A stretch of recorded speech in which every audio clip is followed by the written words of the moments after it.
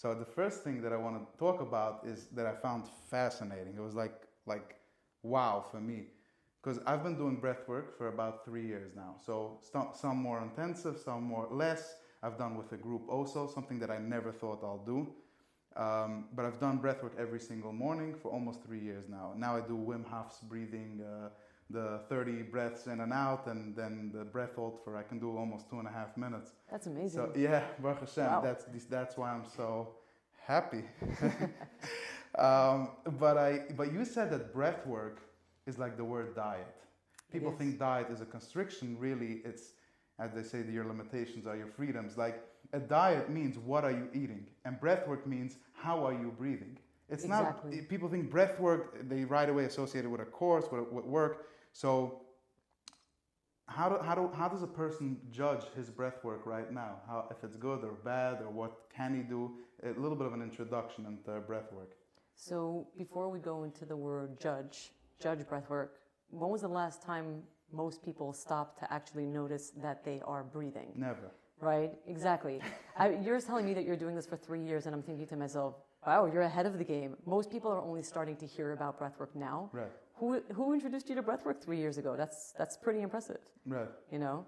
You want to know an answer? Yeah, I'm curious. I was just lost, so I found this TED talk and there's a woman over there who does breath work.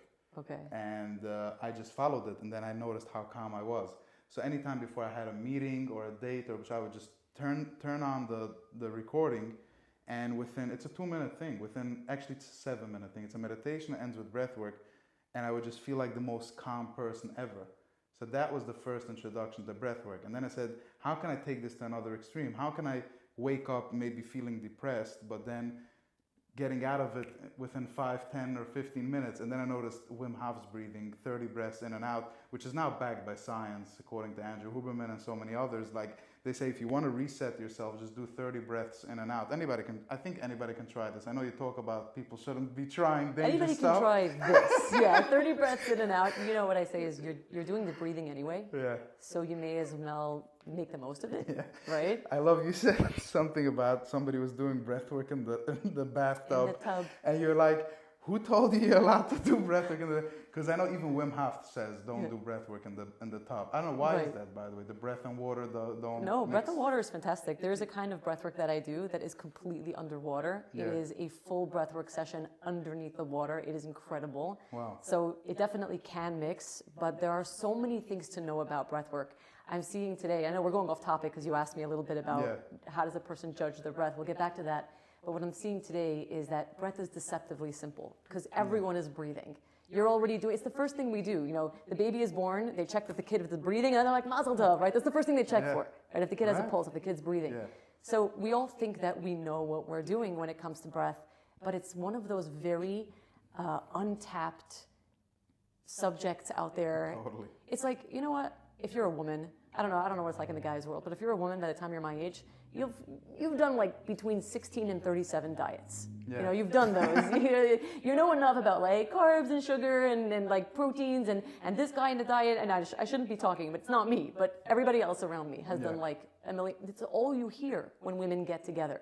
And they know so much about food and so much about calories and their weight and all these different nutrition programs.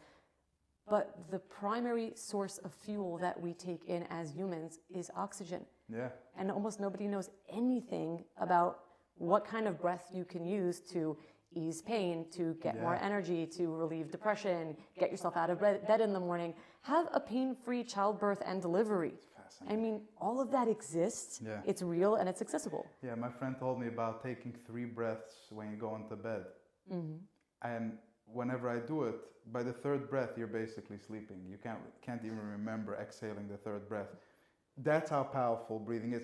Now, I had an epiphany, I think they call it, right? It was so interesting for me because you said that sometimes our body doesn't need breath.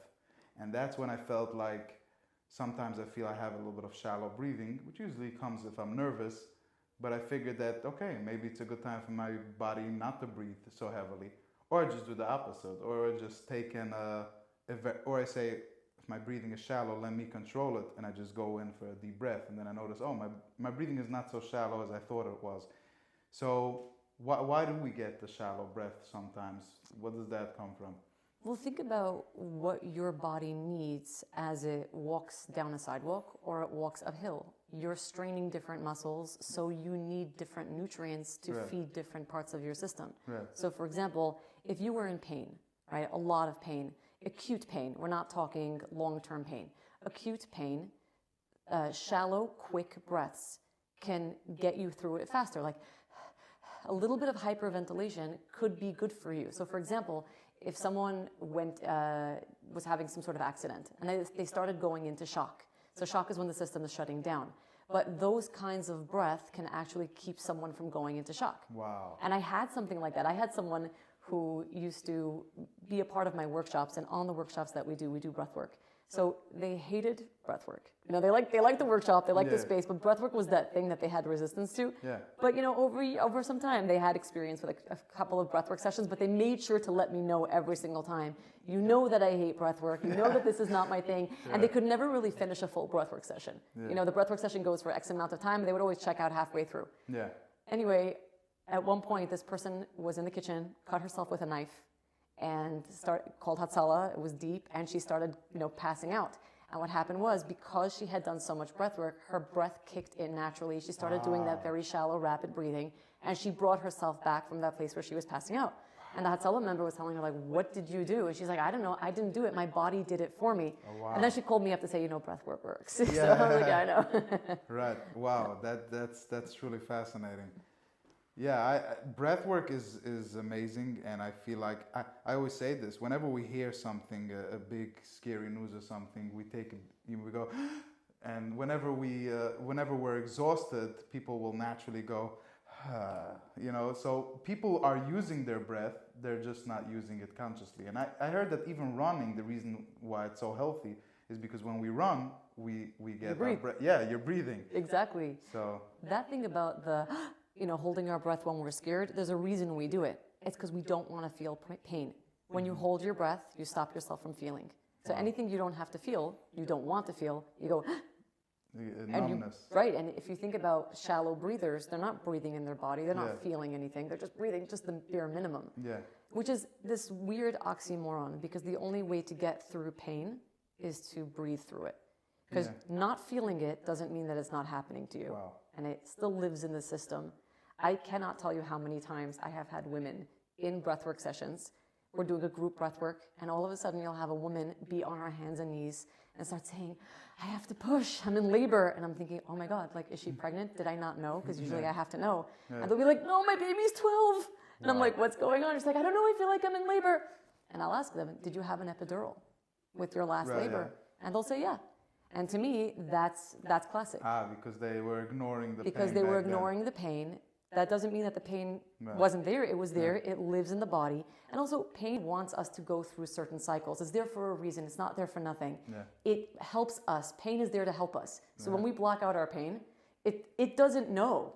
So the body is still trying to get that message across to us, and we haven't heard it. So in breathwork sessions, people sometimes relive old pains that they've never quite processed. So how does somebody know if they're walking around now with heavy pain?